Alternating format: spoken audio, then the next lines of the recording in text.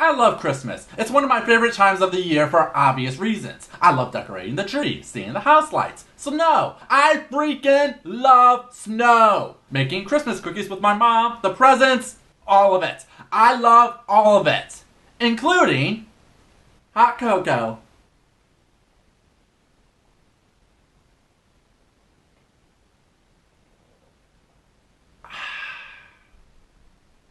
That's good cocoa. And I still believe in many of the more mystical side of the holiday. Mainly, I still believe in Santa Claus.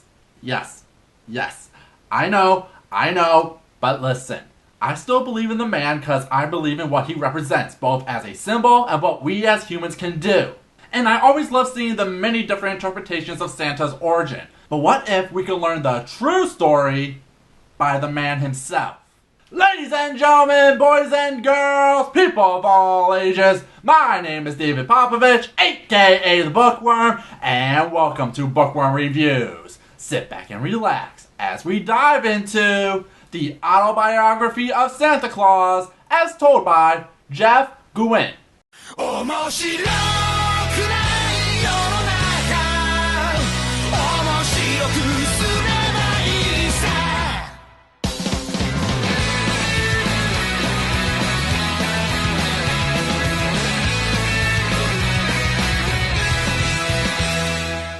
You better watch out, you better not cry, you better not pout, I'm telling you. So our story begins with the writer Jeff Gwynne. A few Decembers back, he wrote an article about the facts of Christmas and where these traditions we take for granted come from. But then, a few years later, he meets a mysterious man who enjoyed the story. It's alright, as far as it goes, but it didn't really have much important information. So we took it to him, and he said he believed it was time to tell the real story.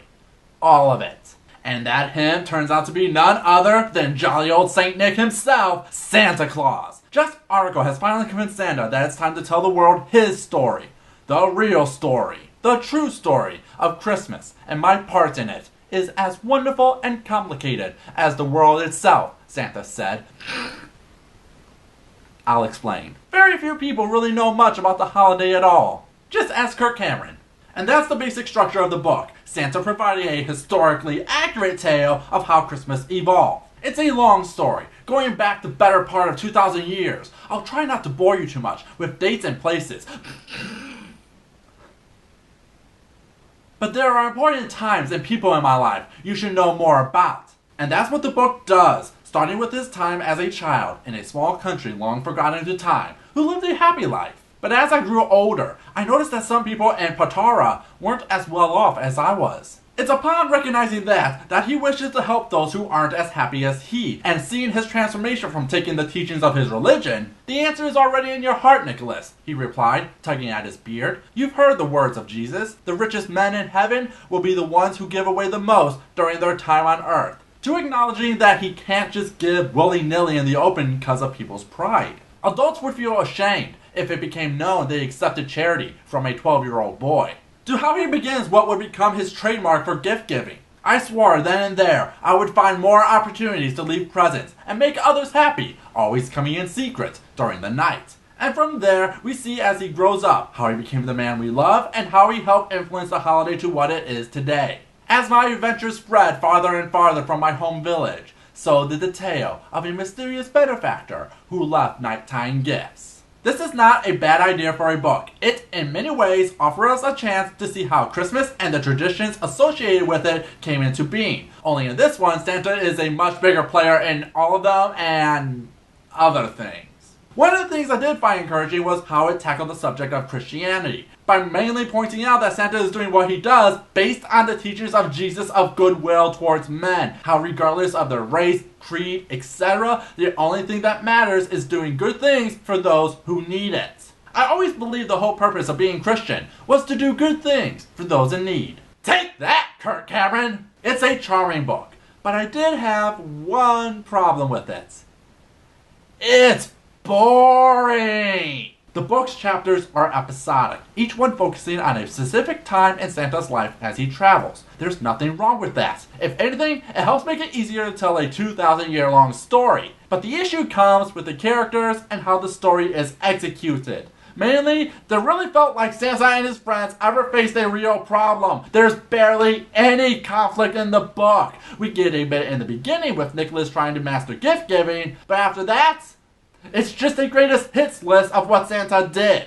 Like how he and his wife created the song Silent Night, how he helped Charles Dickens write A Christmas Carol, how Santa helped America win the Revolutionary War. No, I'm not even joking about that. The issue is, we don't see how this affects Santa. Santa is basically fully grown about halfway through the book. The rest is just how everything else came into being. Same with the supporting characters. Once they learn about who Santa is, they join him to become his helpers, and that's it.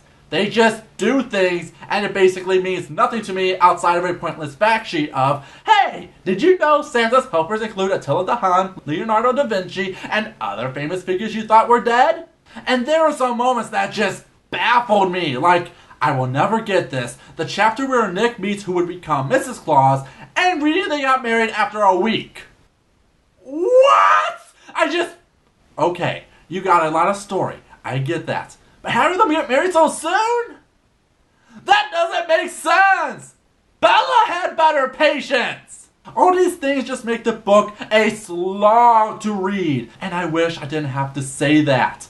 Like I said, I still believe in Santa Claus because of what he represents, and you do see that in the book. There are moments where the book even questions the point of Santa. Don't you think that, in this hard world, we all need some magic to believe in? I mean, yeah, we live in an unforgiving world, and having that kind of magic could change millions, if not billions of lives. What we're really giving these children is hope, and the knowledge that there are people in this world who care about them. Okay, when you put it like that, it does show what an influence Santa has had on us to do more for others than just thinking about ourselves. So stop complaining!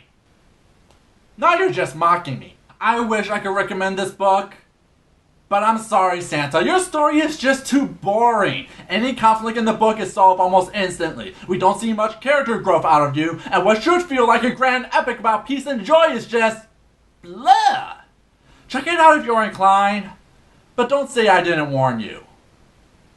I'm getting a lump of coal this Christmas, aren't I? What about you, Internet? What's your opinion about the Autobiography of Santa Claus? A special shout out to Eli Stone for suggesting the book. Thank you for your support. If you have a book you would like me to review, let me know in the comments below.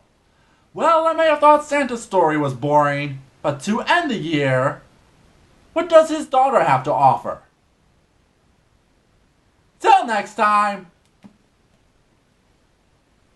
have a nice day. Santa Claus is coming to town. He's making a list and checking it twice.